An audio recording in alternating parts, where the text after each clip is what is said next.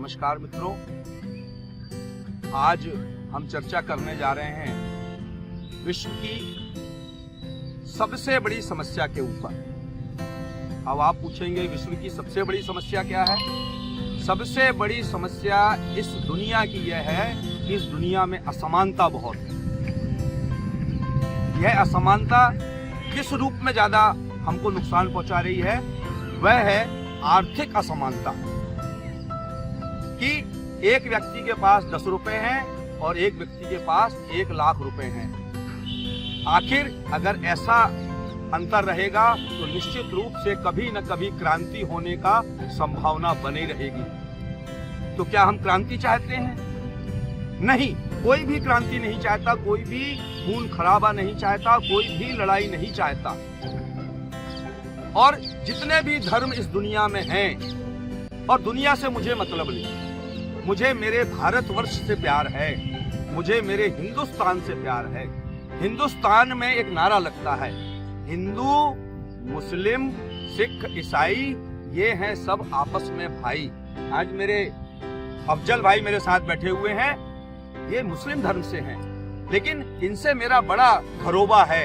ये मुझे बहुत प्यार करते हैं और मैं भी उनको उतना ही प्यार करता हूँ। हर धर्म में यह सिखाया गया है कि हमें हर व्यक्ति की सहायता करना है और समानता का भाव लाना है। चलिए हम शुरू करते हैं, सभी धर्मों के बारे में शुरू करते हैं। हमारे भाई बैठे हैं, इसलिए सबसे पहले मुस्लिम धर्म में बोलता हूँ। मैं मुस्लिम नहीं हूँ, लेकिन मेरे भाई मुस्लिम हैं, इनने मुझे बताया। मुस्लिम धर्म में एक नियम है कि ब्याज नहीं खाना। क्या नहीं खाना? ब्याज नहीं खाना।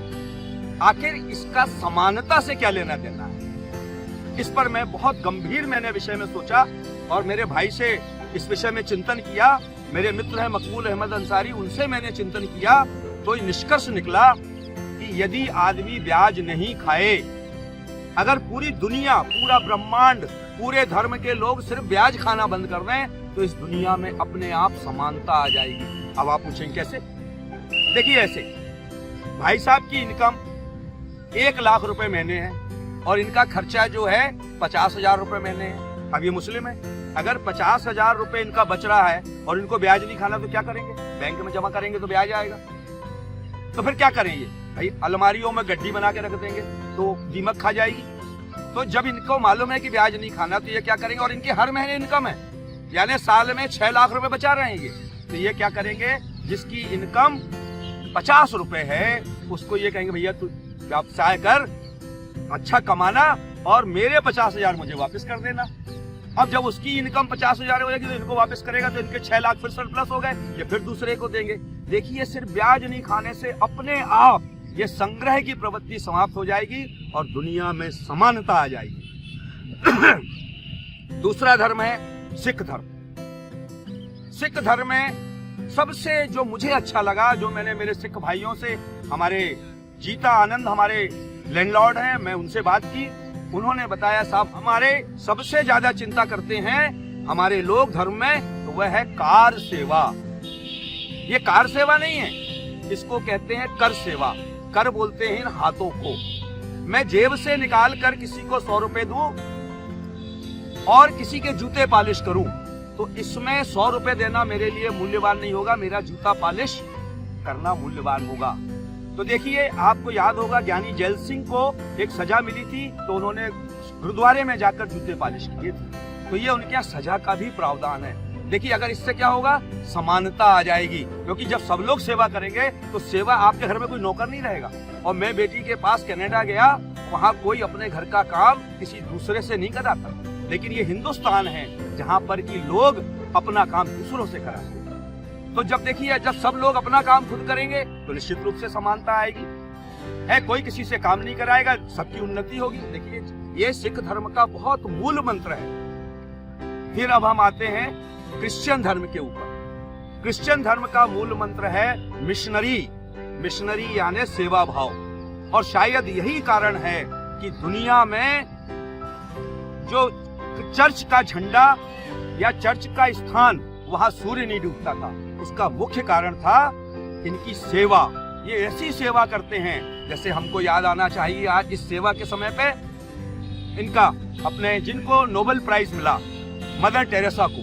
उन्होंने क्या किया, एक जो है कोढ़ी था उसकी सेवा करी, और वो बहुत कम उम्र में आ गई थी, 19-20 साल में इंडिया, लेकिन सेवा करते करते देखिए नोबेल प्राइज मिल गया। लेकिन उन्हें नोबेल प्राइज के लिए सेवा नहीं करी। यही सबसे बड़ा जो मिशनरी का काम है। अगर हम लोग ये सब समाज के लोग करने लगे तो निश्चित मान के चलिए इस दुनिया से असमानता दूर हो जाएगी। अब हम बात करेंगे जैन धर्म की।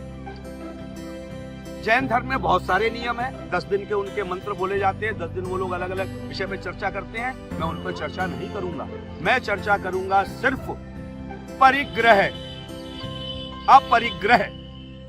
परिग्रह का अर्थ होता है संकलन करना और अपरिग्रह का होता है त्यागना। और जैन धर्म में इसको बहुत महत्व दिया गया है। देखिए, अब फिर वही बात आ गई जो मैंने मुस्लिम धर्म में बताई कि भाई मेरे पास अगर 10 लोगों के खाने का है तो मेरे घर में 2 लोग हैं तो मैं 9 लोग 8 लोगों का बांट दूंगा।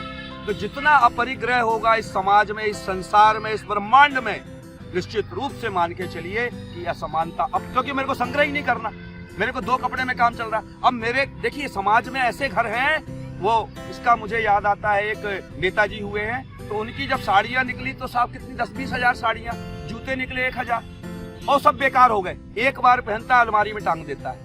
लेकिन ये अगर अपरिग्रह किया जाए तो समाज में अपने आप समानता हो जाएगी। अब मैं थोड़ा हिंदू, मैं तो हिंदू हूँ तो थोड़ा हिंदू की बात मैं करना चाहूंगा। हिंदू धर्म में समावेशता, सभी धर्मों को अपने में समा लेने का यह एक उनमें बहुत बड़ा गुण है।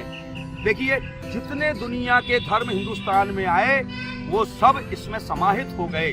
मैं एक धर्म का नाम लेना चाहूंगा, पारसी धर्म। वो जब आए उनको पूरी दुनिया में कहीं उनको पनाह नहीं मिली, गुजरात में उनको पनाह मिली।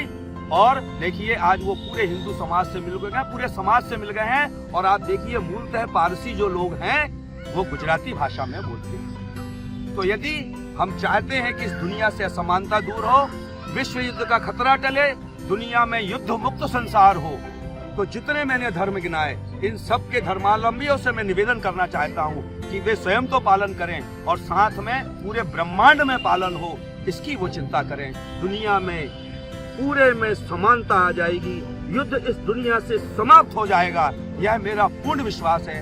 और आप सबका बहुत बहुत धन्यवाद। यदि इस विषय में आपके कोई प्रश्न हो तो मैं उत्तर देने का अपने आप को लायक नहीं समझता, लेकिन मैं उन धर्मों के प्रमुखों से मिलकर आपके शंका का समाधान, आपके प्रश्नों का उत्तर देने का प्रयास करूंगा।